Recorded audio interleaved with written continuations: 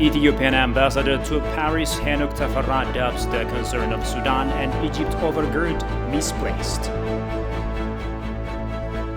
And Russian Foreign Minister Sergei Lavrov tells Egypt not to undermine EU-led negotiation on the GERD.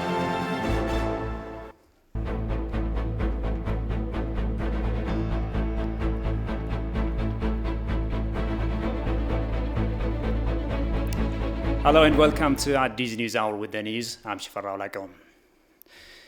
The members of the TPLF junta, who have been operating in 8 areas, have been destroyed. That's according to Lieutenant General Baja Dabali. Briefing journalists today about the current situation of the fighting in Tigray, Baja said the Ethiopian government used its full capacity to destroy the clique once and for all. The operation, he said, has quashed the clique's attempt to reorganize and fight back.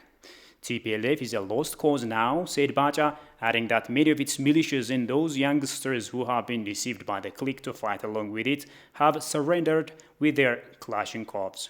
Regarding the border dispute with Sudan, Baja affirmed that Ethiopia has no intention to go to war with Sudan.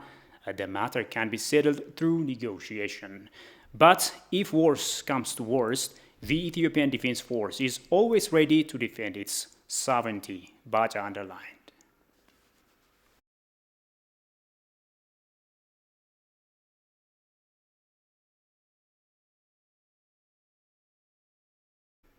Now, Deputy Prime Minister and Minister of Foreign Affairs, Dammaqe Mokonnin, and Minister of Water, Irrigation and Energy, Seleshi Bekkele, briefed African ambassadors in Addis Ababa regarding the AU-led trilateral ministerial meeting between Ethiopia, Egypt, and Sudan on the GERD.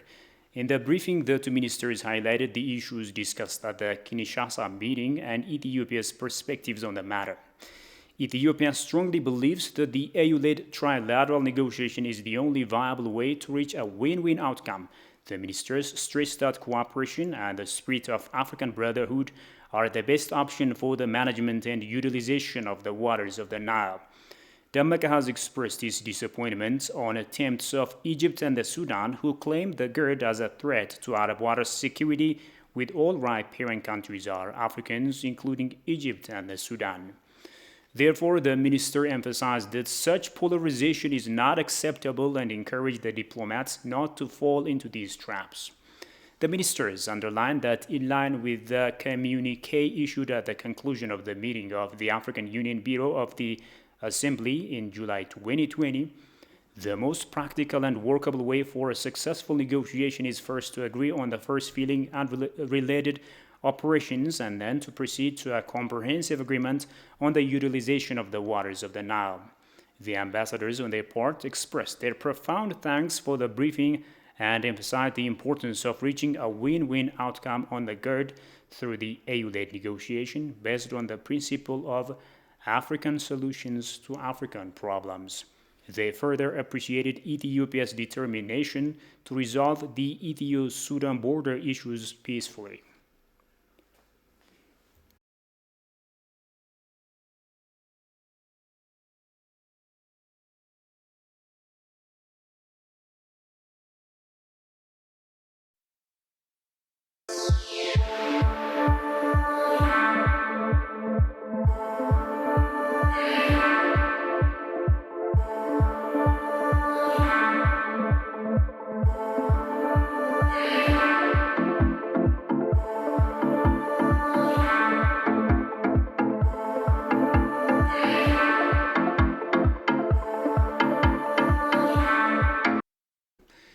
Ethiopian ambassador to Paris Henok Tafarra told France 24 that heightened concerns of Egypt and Sudan over the GERD are misplaced since the dam does not affect the flow of the water.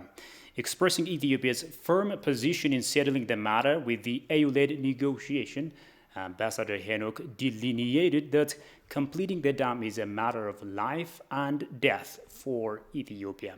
Sintayo Tamrat has more. It has been a decade since Ethiopia started the construction of its Grand Renaissance Dam on the Abai River, Following the commencement of the East Africa's mega hydropower dam project, the hydropolitics of the Horn region has progressively mounted, and there have been a decade-long negotiation among the three countries, Ethiopia, Egypt and Sudan. Even the recent negotiation effort by the AU has borne no fruits, owing to a new proposal from Egypt and Sudan.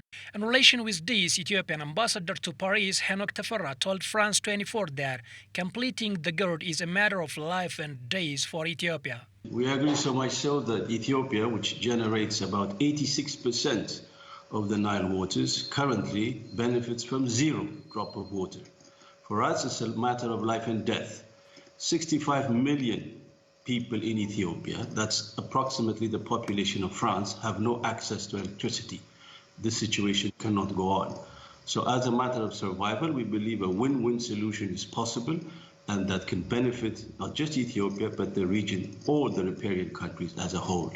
The ambassador hopes that the EU-led negotiation can bring a win-win solution to the dispute if all parties have good faith. We are confident that through negotiation, a win-win solution can be found. We have an AU-African Union-led process that is in place. We believe that this dam, which is built solely to generate electricity, meaning it will not retain any water except for the period of filling the reservoir. This dam will benefit not only Ethiopia, it will also benefit the Sudan, it will also benefit Egypt. So really, we feel that the concerns are misplaced.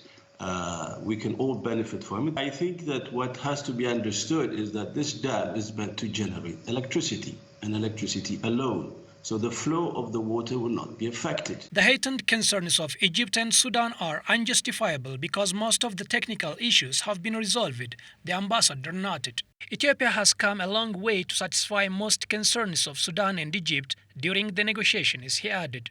I think all the technical issues can be resolved, and most of it actually has been resolved when the dam is filled, during which period it is filled. We have gone to great lengths to satisfy many of the concerns of our Egyptian and Sudanese brothers and sisters. Therefore, I don't think that the hype and the heightened concerns are really justified. We can come up with a solution that can satisfy all of us. And again, what we are trying to change is a historical injustice whereby we, Ethiopia, generating 86% of the water, using none of it, are asking and are going to use it to satisfy our basic needs, our basic development needs. Ethiopians have the right to live decently, just like our brothers in Egypt and our brothers in the Sudan. Ethiopia is currently preparing for the second phase reservoir filling of GERD, which has seen over 79% completion. Now, the Russian Foreign Minister Sergei Lavrov unequivocally points out that the issue of the GERD should be resolved amicably through dialogue. In a joint press briefing he gave with Egyptian counterpart Sameh Shoukry in Cairo, Lavrov said Russia wants the three countries to respect the AU-led negotiation and settle their differences with an African solution. Kasaun Channe has the full account from AP. In his recent visit to Cairo, Russia's Foreign Minister Sergei Lavrov makes clear his country's position towards the dispute between Ethiopia, Sudan and Egypt over the Grand Ethiopian Renaissance Dam. During the talks, Egyptian officials tried to gain Russia's support through their naive watershed rhetoric. Today we talked over a wide array of different questions, such as the Renaissance Dam, and I believe that the recent talks, for example, in Kinshasa, were also part of the conversation today. I listened to the opinion expressed by Mr. Lavrov, and I can tell you that for us, the issue of this dam is a national security issue. It's a priority for us. We're ready to build up consultations and talks in order to find a solution to this problem, which involves three countries: Egypt, Ethiopia, and Sudan. We have a lot of tension hanging in the air, and we need to do something with that. there should be no unilateral decisions on the part of any of the three states which could harm the interest of another or the other ones. We agreed to continue consultations. We believe Russia plays a key role here because Russia is one of the permanent members of the UN Security Council. Addressing the issue, Russian Foreign Minister Sergei Lavrov unequivocally pointed out that the disparity over the Grand Ethiopian Renaissance Dam's construction should be settled through the African Union-led negotiation. As for the dam in Ethiopia, our Egyptian friends have raised this issue for a long time. We are sincerely interested in the resolution of this issue, but it can only be made if all the three countries come together. The other countries need to set up the right environment for this.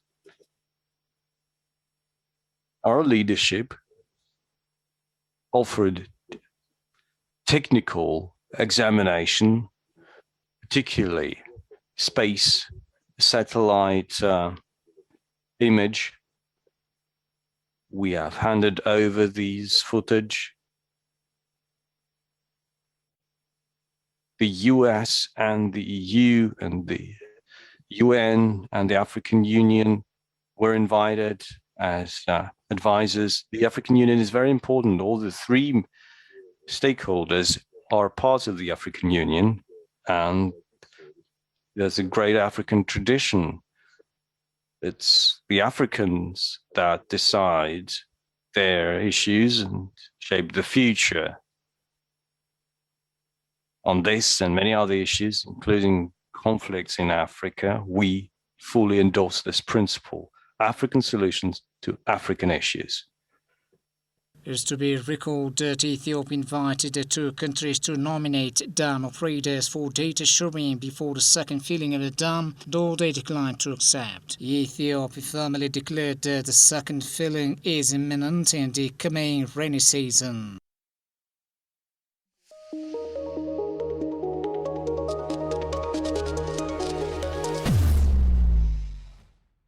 Now, moving to other stories, Belgium has provided 4 million euros to people who are currently in need of humanitarian aid in Tigray state.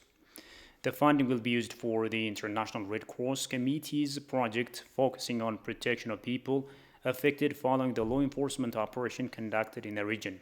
Special attention will be paid to victims of sexual violence, according to the Ministry of Foreign Affairs of Belgium.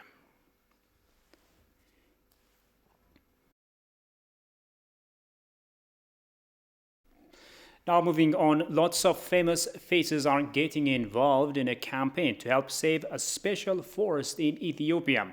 The Future Forest Appeal, run by the charity Tree Aid, aims to provide communities living in the town of Matama, located in the northwest of Ethiopia, with the tools needed to restore around 10,000 hectares of degraded forest. Much of the land in the area has become infertile and unsuitable for growing crops. Trees have disappeared, temperatures have risen, and desert-like conditions are spreading. Celebrities including wildlife expert and conservationist Chris Packham and actress Joanna Lumley and Zoe Wanamaker have all shown their support for the appeal. The Matama forest in Ethiopia is made up of boswellia trees. They are known for producing a substance called frankincense, which is a precious tree resin that is used in essential oils around the world. Without the necessary actions being taken, it's believed that the forest could become extinct in 20 years, negatively impacting the people living in the Sahel region.